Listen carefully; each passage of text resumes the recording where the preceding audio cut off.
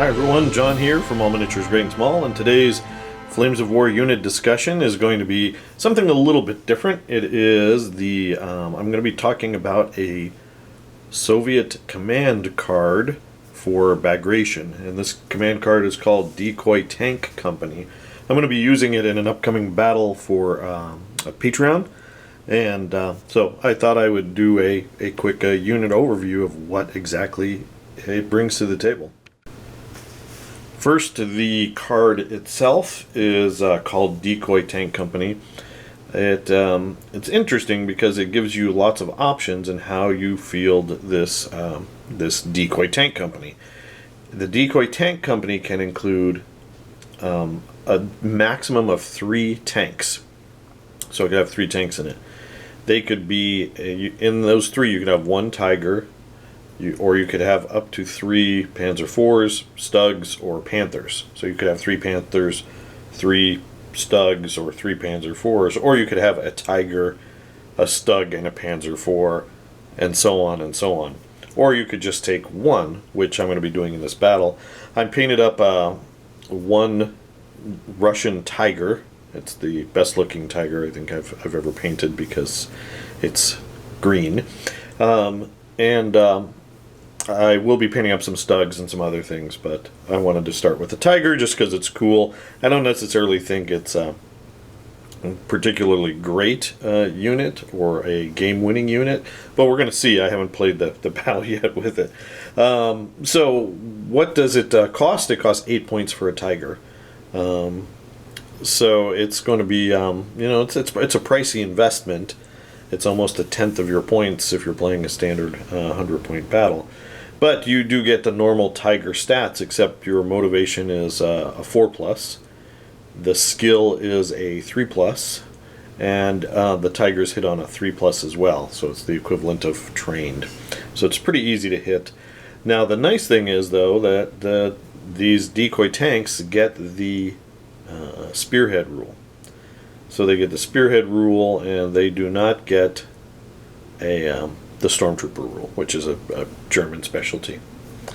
So here I've got, this is a new plastic kit too. I'm not quite done with it yet. I'm trying to figure out how I want to do the decals and weathering, but I like it so far, and I think it's perfectly fine to play with without the weathering. Basically, I'm debating whether I want to try to paint the recognition strips on it like I have on my IS-2s, but with that, with the pattern on the hull,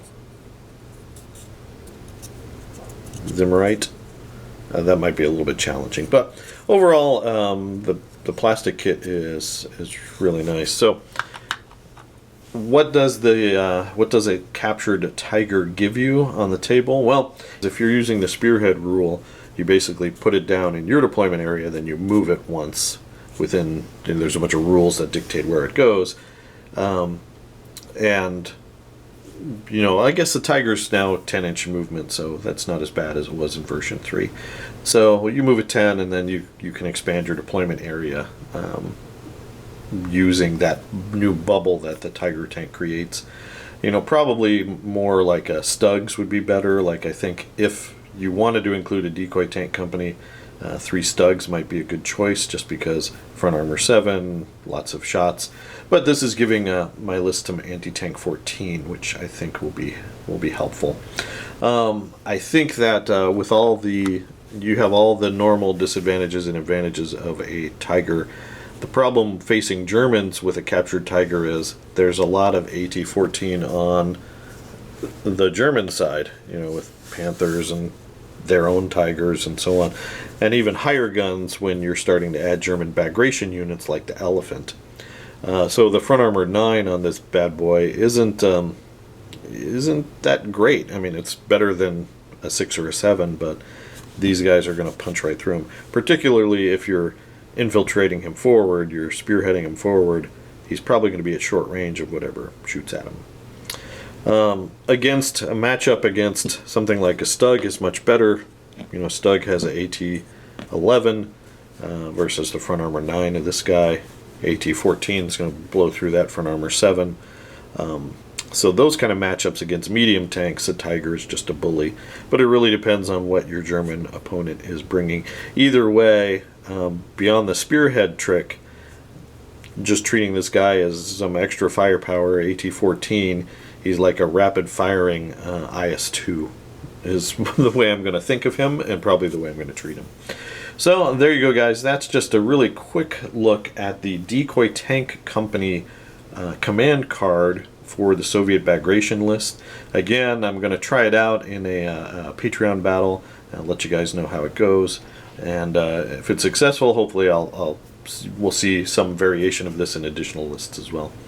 As always, please do give us a like and subscribe here on YouTube. We always appreciate that. Click that bell to receive notification when we publish new content. You can also, if you like our Flames of War content, check out our Flames of War Patreon. And there you can get access to many battle reports that are Patreon exclusive. And we release one new battle report for Patreon every month. Thanks for watching, and keep on wargaming.